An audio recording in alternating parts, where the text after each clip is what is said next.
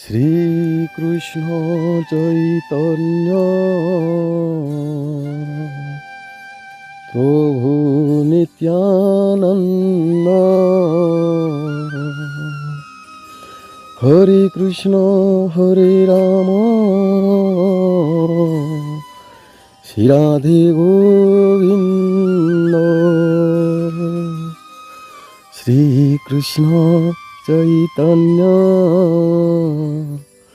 প্রভু নিত্যানন্দ হরে কৃষ্ণ হরে রাম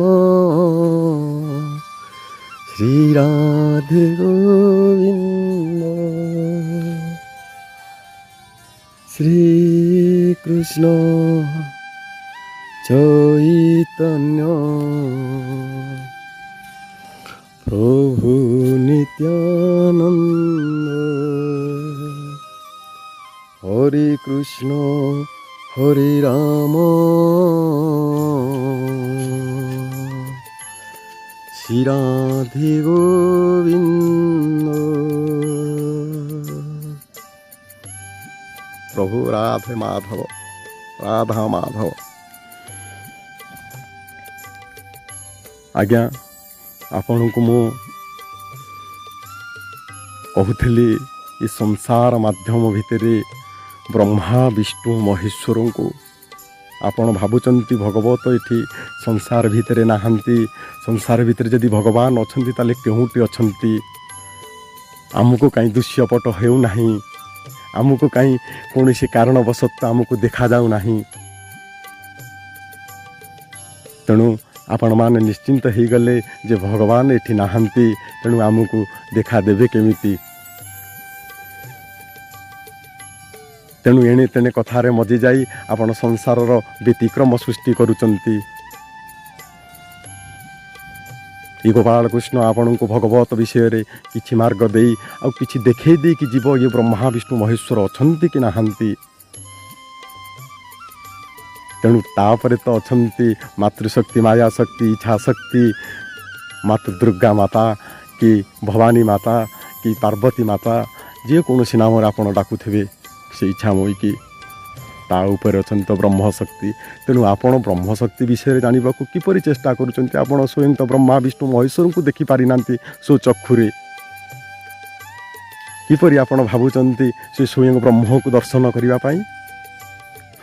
ଛାଡ଼ ମନୁଷ୍ୟ, ଆପଣ ରାଜନୀତି କରିକିରି ପ୍ରଧାନମନ୍ତ୍ରୀ ହେଇଯାଉଛନ୍ତି, ରାଜନୀତି କରିକିରି ମୁଖ୍ୟମନ୍ତ୍ରୀ ହେଇଯାଉଛନ୍ତି, ରାଜନୀତି କରି ପ୍ରାଇମ୍ ମିନିଷ୍ଟର ବି ହେଇଯାଉଛନ୍ତି, କିଏ ରାଷ୍ଟ୍ରପତି ହେଇଯାଉଛନ୍ତି। କିଛି ଲାଭ ନାହିଁ ଆଜ୍ଞା। କ'ଣ ଲାଭ ଅଛି? କ'ଣ ଦେଖିଲେ ଆପଣ? ବ୍ରହ୍ମକୁ ଦର୍ଶନ କରିବା ପାଇଁ ଆପଣଙ୍କର ଯେଉଁ ଇଚ୍ଛା ରହିଛି କରିପାରିଲେ? ବ୍ରହ୍ମା ବିଷ୍ଣୁ ମହେଶ୍ୱରଙ୍କୁ ତ ଦର୍ଶନ କରିପାରିଲେ ନାହିଁ। ଜ୍ଞାନ ଏପର୍ଯ୍ୟନ୍ତ ବି ଲାଗି ରହିଛି। ଜ୍ଞାନକୁ ଛୋଟ କରି ବିଜ୍ଞାନ ବଢ଼ିବାକୁ ଲାଗିଛି। ଆଜି ବି ସାଇଣ୍ଟିଷ୍ଟ ଖୋଜି ଚାଲିଛି କେଉଁଠି ରହିଛି ଭଗବାନ। ଖୋଜୁଛନ୍ତି ସେଇ ଜୀବାତ୍ମାକୁ ଯାହାକୁ ଭଗବତ ବୋଲି ଭାବି ଖୋଜି ଚାଲିଛନ୍ତି, ଯାହାକୁ ଭଗବାନ ଭାବି ଏ ସଂସାର ମାଧ୍ୟମ ଭିତରେ ଖୋଜି ଚାଲିଛନ୍ତି ଭଗବାନ କେଉଁଠି ଅଛନ୍ତି। ସ୍ପିରିଚୁଆଲ ପାୱାରଟା କ'ଣ? ସ୍ପିରିଚୁଆଲ ପାୱାରଟା କେଉଁଠି ଅଛି ତାକୁ ଆମେ ଦେଖିବାକୁ ଚାହୁଁଛୁ। ଆପଣ ବୁଝିପାରୁଛନ୍ତି ଆଜ୍ଞା? ମୁଁ ଆଜ୍ଞା ଆପଣଙ୍କ ସଂସାର ଭିତରେ ବୁଝାଉଛି ଆଜ୍ଞା। ମୁଁ ଆପଣଙ୍କ ସଂସାରକୁ ରକ୍ଷା କରିବାକୁ ଚାହୁଁଛି ଆଜ୍ଞା। ଆପଣଙ୍କ ସଂସାରରେ ହସ ଟିକେ, ମୁହଁରେ ଟିକେ ଖୁସି ଦେଖିବାକୁ ଚାହୁଁଛି ଆଜ୍ଞା। ଆପଣ ଯିଏ ହେଉନଥାନ୍ତୁ ନା କାହିଁକି ଏ ଭିଡ଼ିଓଟି ଆପଣଙ୍କୁ ନିଶ୍ଚିନ୍ତ ହୃଦୟସ୍ପର୍ଶ ଭିତରକୁ ଆସିବ ଆଜ୍ଞା। ଆପଣ ବୁଝିବାକୁ ଚେଷ୍ଟା କରିବେ ଆଜ୍ଞା। ନୀରବତାରେ ସଂସାରକୁ ଧରିକିରି, ସଂସାରରେ ସମସ୍ତେ ବସିଥିବେ, ସମସ୍ତଙ୍କୁ ଧରିକିରି, ପିଲା ଛୁଆମାନଙ୍କୁ ଧରିକିରି ଏ ଶିକ୍ଷା ଦେବେ ଆଜ୍ଞା। ଦେଖନ୍ତୁ ଏ ଭିଡ଼ିଓ ଭିତରେ କେତେ ଆତ୍ମତୃପ୍ତି ଆପଣଙ୍କ ପାଇଁ ଅଛି। ତେଣୁ ସମସ୍ତେ ଜାଣିଥିବା ଦରକାର ଏଠି ଭଗବାନ ରହିଛନ୍ତି କେଉଁଠି, ଆଉ ସମସ୍ତେ ଦେଖିଥିବା ଦରକାର ଏ ସବୁ ଚକ୍ଷୁରେ। କିଏ କହିଲା ଏ ସବୁ ଚକ୍ଷୁରେ ଆମେ ଦର୍ଶନ କରିପାରିବା ନାହିଁ ବ୍ରହ୍ମା ବିଷ୍ଣୁ ମହେଶ୍ୱରଙ୍କୁ? ଭଗବାନଙ୍କୁ ଦର୍ଶନ କରିପାରିବା ନା।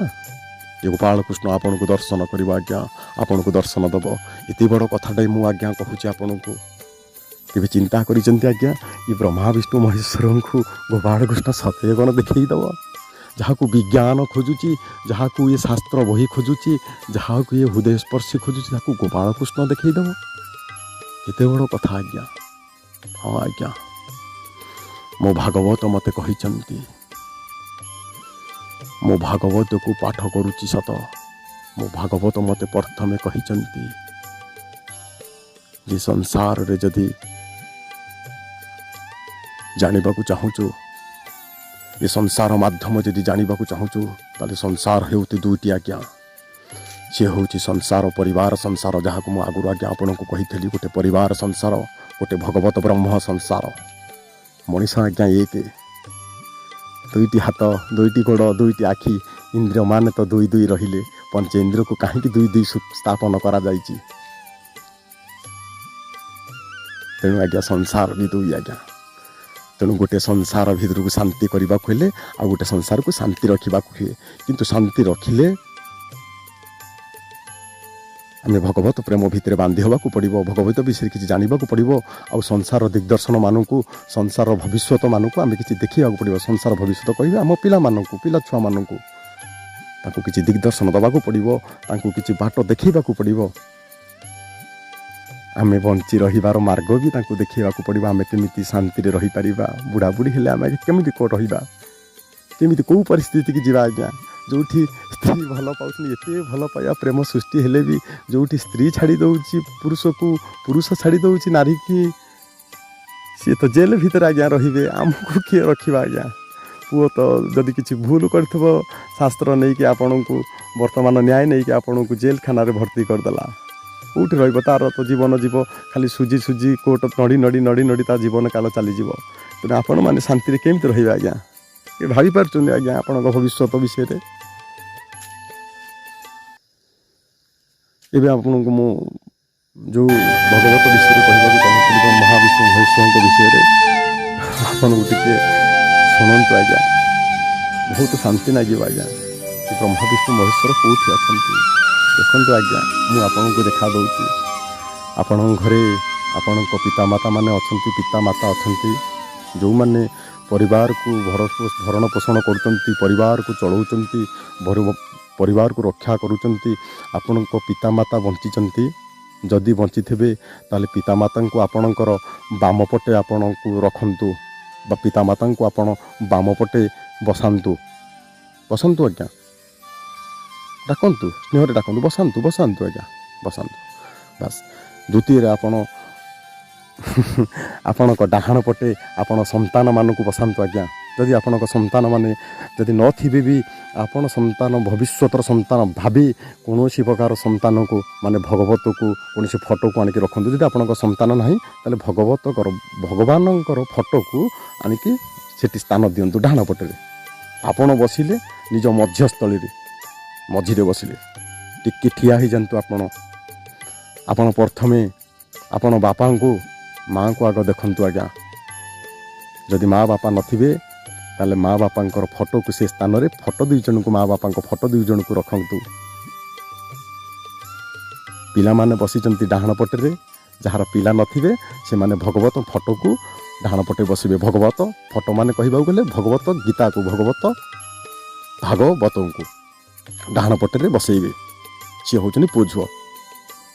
ଯାହାର ପୁଅ ନଥିବ ସେଇ ତ ପୁଅ ନା, ସେଇ ଝିଅ ନା, ସେଇ ସବୁ କିଛି ଭାଗବତ। ପୁଅ ଝିଅ ଥିଲେ ପୁଅ ଝିଅକୁ ବସେଇବ।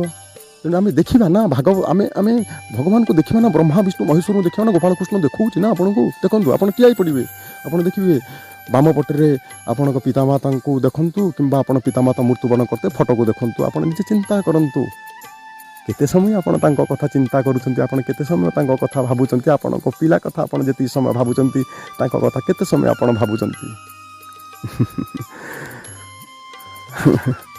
ଆପଣଙ୍କୁ ବି ସେଇ ପ୍ରକାର ବାପା ମା ମାନେ ଆପଣଙ୍କ କଥା ବେଶୀ ରଖୁଥିଲେ, ଭାବୁଥିଲେ।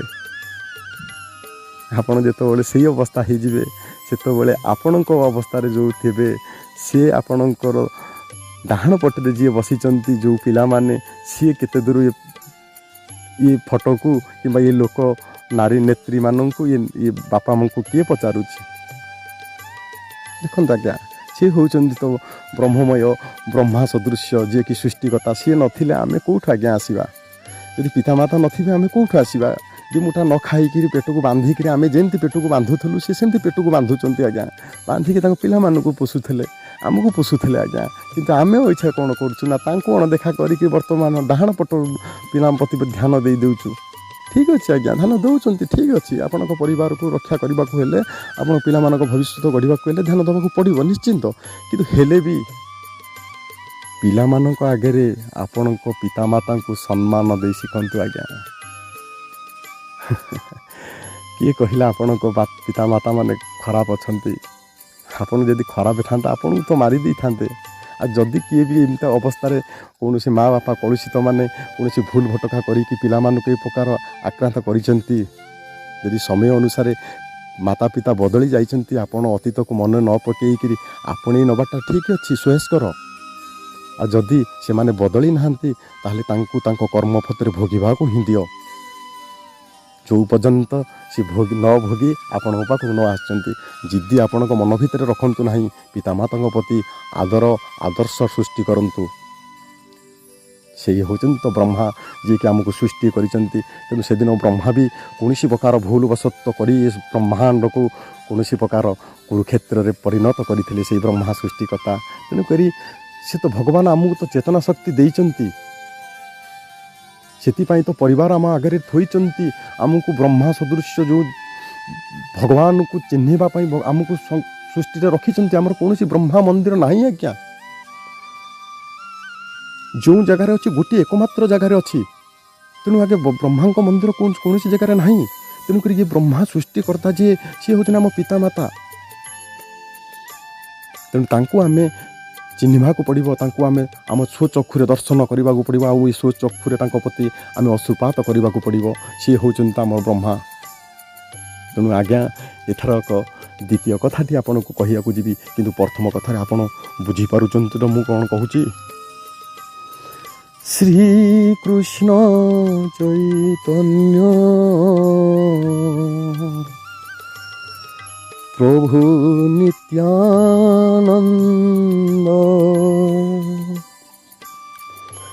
হরে কৃষ্ণ হরে রাম শ্রী রাধে গোবিন্দ শ্রী কৃষ্ণ চৈতন্য প্রভু নিত্যানন্দ